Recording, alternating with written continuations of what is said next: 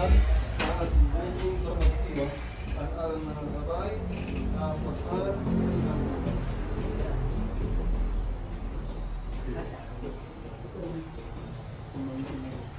ang mabuting maganda ng Panginoon ay may sa Lucas.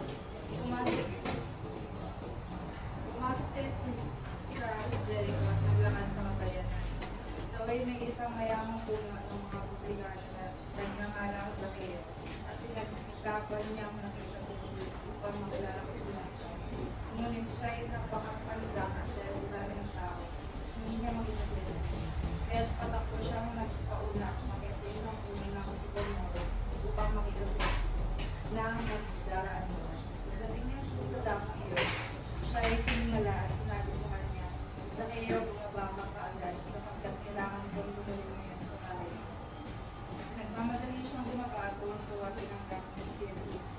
Lahat ng nakita nito ay nagbulungan. Nakikita tuloy siya sa isang makasalanan.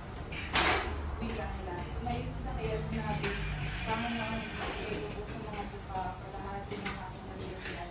At kung ako'y nadayang sinatapos kayo ang isang sarili ko sa akin.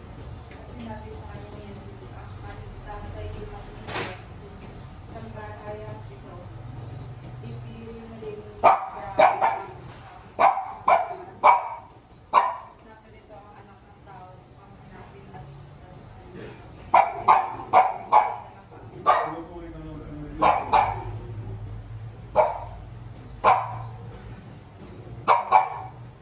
pagbasbas. Hindi niyo para sa pagbasbas ng bahay. Ibig sabihin, di ba? Ang blessing, hindi sa bahay. Pagbas. Ito. Kasi si Jesus, dumating sa mundo, galit sa lahat. Ito, di ba, sa tao, na ang blessing ng Diyos, kaya yung magbigay sa loob ng pamilya. Di ba? Magpapagkaisa, magpapakig, magpagandang loob. Di ba? Kung nagkinahanap at sarili ko sila para talaga magkaisa. Ito ang kasi natin ngayon. Magkabili sa Panginoon, magkabili ng Diyos, na maging sa kanyo, biyaya sa isa't isa.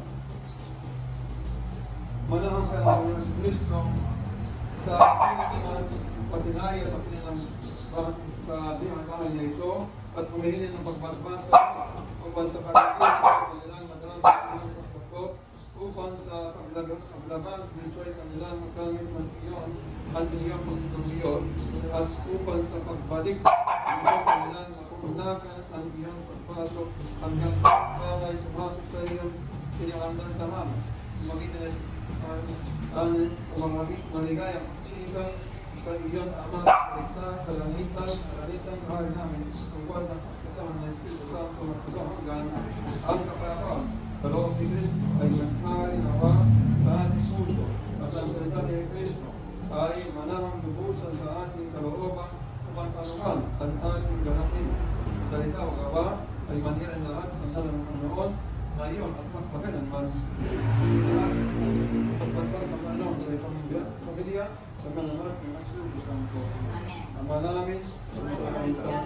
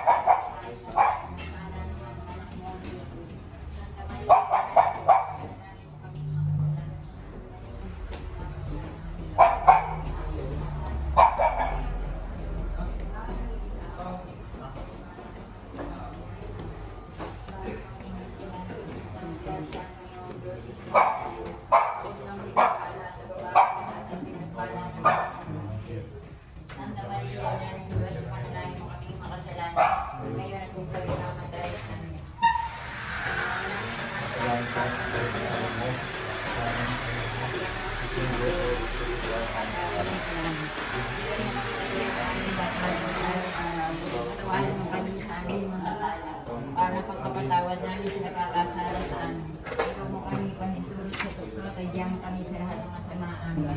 Kabagin mo na niya, walang grasya, walang Diyos, isa sa Diyos. Hanggang pinagpala sa bahay lahat, pinagpala ng Pwede. Santa Maria, Ina ng Diyos, at ang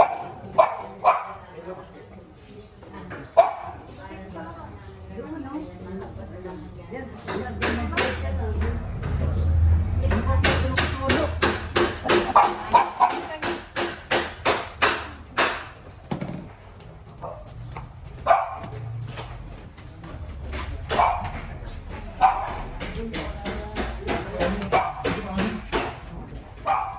ay, tiluat yan.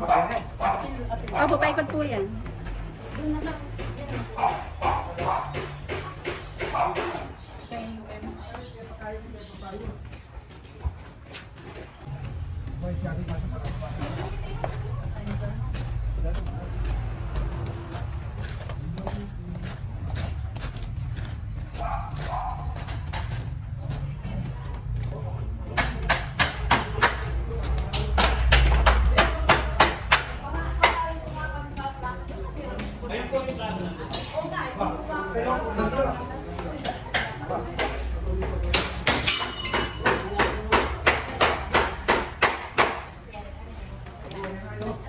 Amulo tayo sa along beso.